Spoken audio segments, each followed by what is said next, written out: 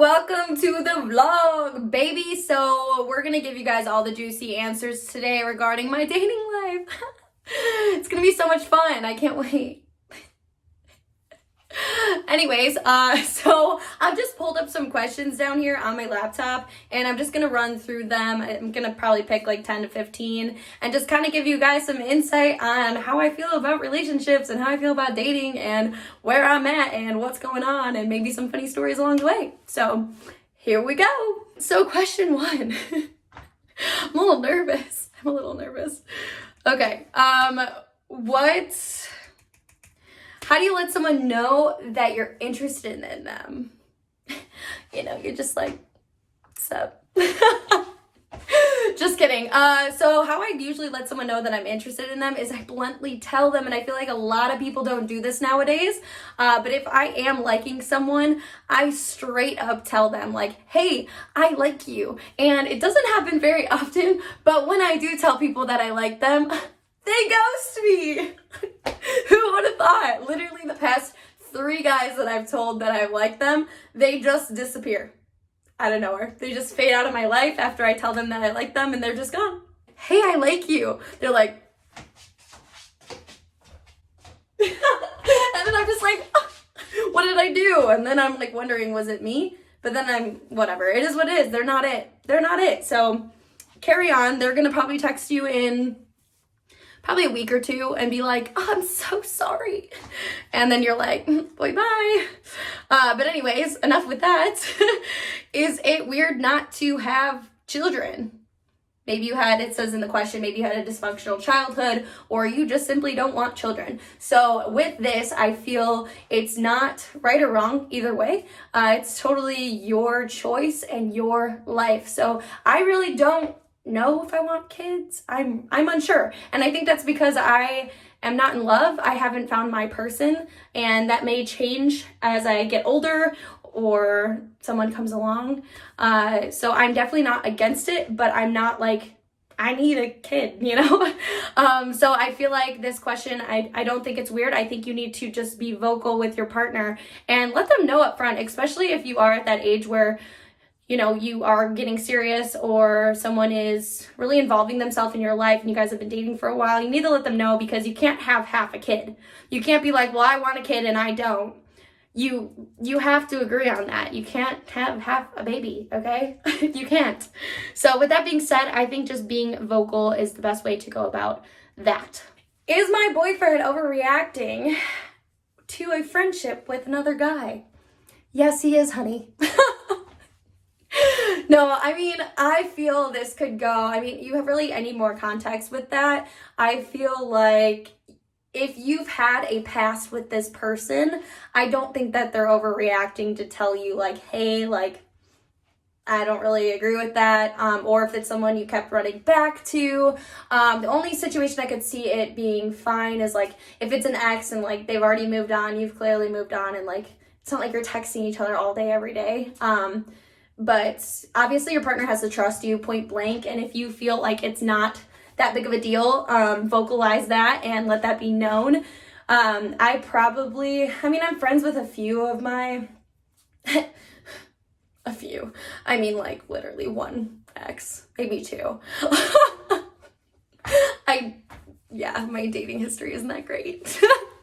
But either way, I feel like those people that I'm still friends with, it wouldn't be a big deal because we don't even really talk at all. It's just like, oh, if like they said hi, I'd say hi. I also live across the country and none of my exes that I've like officially dated are out here. So there's that. Next one, top 3 deal breakers. So for me personally, number 1 would just be lazy. They have no goals. They're just kind of sitting pretty, and that's about that. That is definitely a deal breaker for me, as I'm very ambitious. I'm very driven. I'm always looking to push myself further and further when it comes to myself personally and in business. So definitely someone that's a deal breaker if you're lazy and you don't really have a goal, or you're just kind of comfortable, you're just chilling.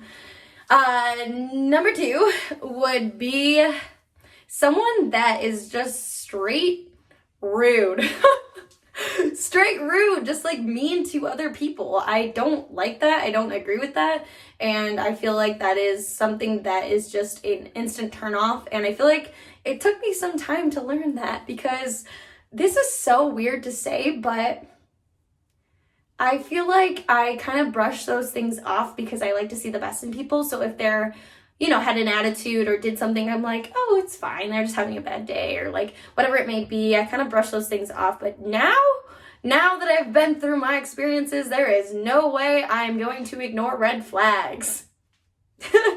No way in hell. If you are rude or you say something that's like really like contradicting or just like, wait, what? I don't care how hot you are. I don't care.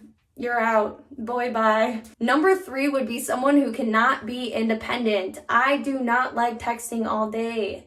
I want you to ask me how my day was at the end of the day, or pop up during your lunch break and say, hey, thinking about you, or something like that. I'm such a hopeless romantic, but in a way where I don't want you to be needy and clingy. To an extent, everyone wants to feel wanted, right? But I don't want you to blow me up because I'm busy and working. I'm busy. I just cannot stand someone that cannot be independent on their own. Of course, communication is key. Hey, I'm busy, super packed day today. I'll talk to you later. Whatever it may be, but I just cannot stand someone that is so reliant on me, because I have a life and I want someone to add to my life, not pull away from it. I hate the saying, you're my world, because that should not be the case. You are your own individual and I am, and when we come together, it's a beautiful thing. But I don't want to be your entire world. I want to add to your world. That is my biggest goal. Biggest goal. So those would be my 3. What is the length of my longest relationship? Well, isn't that a good one? It's a great question. So I was on and off with my high school boyfriend for like 2-3 years, something like that, but we broke up a few times. And then 7 months for the other one. Yeah, my dating history. How important is sex to you in a relationship? So this is a really good question, because if you follow my Instagram, you would see that I posted about my libido a few weeks ago, and just explaining that I really don't have a sex drive. It's very hard for me to get aroused, and I'm currently trying to find a way to fix that about my body. I've been trying different birth controls. I'm actually going to try an IUD next, and I know there's different ways to spice it up a little bit and get that going. But for me, I feel like my biggest fear is if I can't figure it out, I won't be able to find a man that will accept that.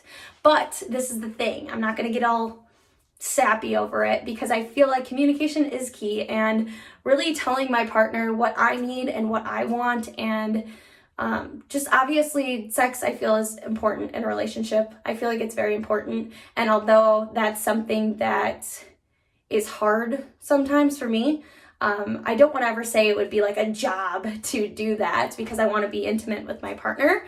But just communicating, I think that it is important. And for me to see it from that side, like, although I'm not always horny, it is important. So it needs to happen. I feel like it is important. So yeah, it's important. How is the love life for me right now? What is going on in my dating world? Well, let me tell you. The most recent guy that I told that I liked was literally a month ago, and yeah, that's the end of that. That's the end of that.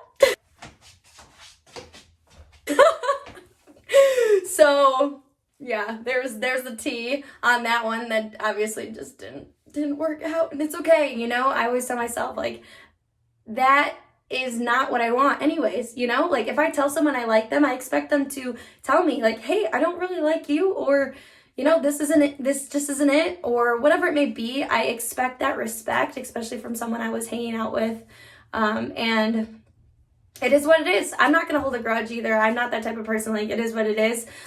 You're lost.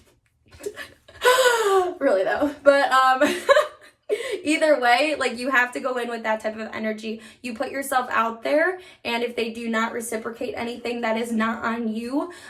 You should be really proud of yourself for being honest and being fair with individuals. And again, like, I mean, their loss, baby girl, their loss. That's about it for my dating life. I don't really go on many dates. I did go on a date recently. It went really well, but I'm just kind of is what it is. We'll see. We'll see. I'm really not looking for anything, though, if I'm being honest. I'm completely happy with being alone. I like being single. I really don't need no man. I don't need no man. So I'm okay with it either way. Just is what it is. Next one, how open are you with your feelings? So I've been trying to get better with this. Since my last toxic relationship, it's been hard to open up to people. It's been hard to allow myself to like someone. It's been hard to feel. I always deny till I die, right? I'm like, no, I don't like him. But then my best friend will be like, you keep talking about him. You like him. So that's when I do admit to the person. And like I've said, I've told people I've liked them. So I feel like I can be honest, but I have to come to the realization, and I try to fight myself for weeks. I'm like, no, I love being single, which I do.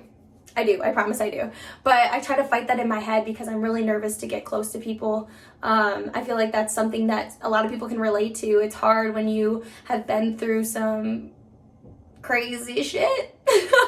What is your love language? So I love this one. I feel like people and couples should talk about this more because I feel it's super important. So my love languages are quality time and gifts. And I say quality time because I really like doing date nights. I like ordering Chinese food and watching movies. I like just hanging out with my person.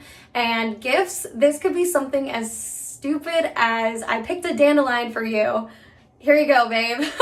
I'm such a hopeless romantic, and that is how I give out love. I like to surprise my friends with coffee or a random Venmo, or maybe creating a cute TikTok for them, just telling them I love them. It's little tiny weird things that I like to do, and I want my partner to do that for me, like leaving me a note like good morning beautiful or whatever it may be, just tiny little things. I'm not expecting like crazy gifts, but that definitely is my love language. And so yeah. How old or young would I date? Ooh, so young, I would say a couple years younger than me.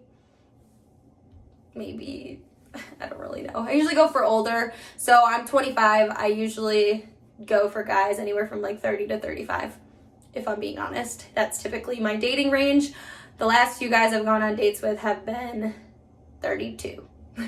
So there's that. So the last question I'm going to answer is my type. So if you hear this and you're like, ooh, that's me, go ahead and hit my DM button, comment, like, all of that.